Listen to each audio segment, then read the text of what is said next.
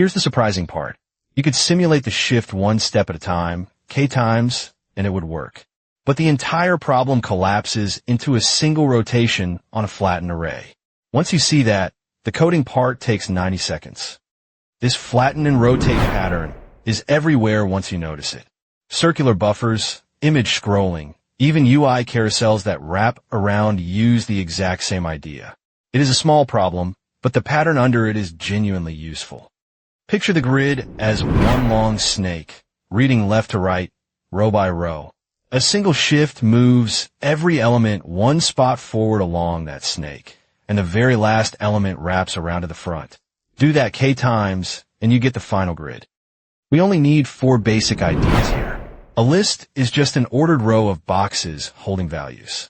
Flattening means squashing our 2D grid into one long 1D list. Modulo wraps big numbers back into a small safe range. And slicing lets us cut and rearrange that list in one move. Here's the trick. If you flatten the grid into one long list, then a single grid shift is exactly the same as rotating that list one step to the right. So shifting the grid k times is just rotating the list k times, and rotating a list k times has a shortcut. If your list has 9 elements and you rotate it 9 times, you're back to where you started. It's a full loop. So we never need to actually loop k times. We just take k modulo the total number of cells, and that tells us the real, smaller shift we need. In short, k modulo total size gives you the only shift that matters. First we grab m and n, the number of rows and columns.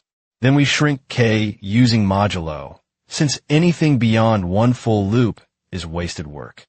Last, we flatten the grid into one flat list using a simple list comprehension. This is the one line that does all the real work. Flat of negative k grabs the last k elements, and flat of negative k grabs everything before that. Gluing them in that order is exactly a right rotation by k. Now we just chop our flat list back into rows of length in each.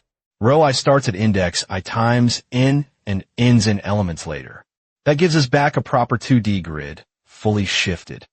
Quick pause before I show you. We have a 2x2 grid, 1, 2, 3, 4, and k equals 2. Total cells are 4. So what does k modulo 4 actually shift by? And what's the final grid? K mod 4 is 2. So we do rotate, just not all the way back to start. The flat list 1, 2, 3, 4 becomes 3, 4, 1, 2. Reshaped into 2 rows. That's 3, 4 on top and 1, 2 on the bottom. The more obvious approach is to actually simulate one shift, k separate times, moving every cell over by 1 and wrapping the corner. It works, and it's easy to reason about. The downside is you redo the same work up to 100 times instead of once. Simulating step by step is great for building intuition, and it mirrors the problem statement almost word for word. But it does far more work than needed when k is large, and honestly, it's just more code that can go wrong. The flatten trick gets you the same answer with way less risk. The flatten and rotate approach touches every cell exactly once. So time and space are both m times n. The simulation approach touches every cell k separate times. So its time cost is k times m times n, way more when k is close to 100. There's really no case here where simulation wins. When k is 0, modulo just keeps it 0 and we return the grid untouched. When k is huge, like 100, modulo shrinks it down to something tiny and safe. And a 1x1 grid always maps back to itself no matter what k is, since rotating a single element does nothing. So the whole solution is flatten the grid, rotate the flat list by k modulo total size, then reshape it back. My honest opinion, simulating step by step is a great way to first understand the problem, but shipping that version is lazy in the wrong way. I'll admit I used to always second guess whether it was left rotate or right rotate here. Drawing it out on paper every single time fixed that for good. Whiteboards are intimidating. Subscribe buttons are not.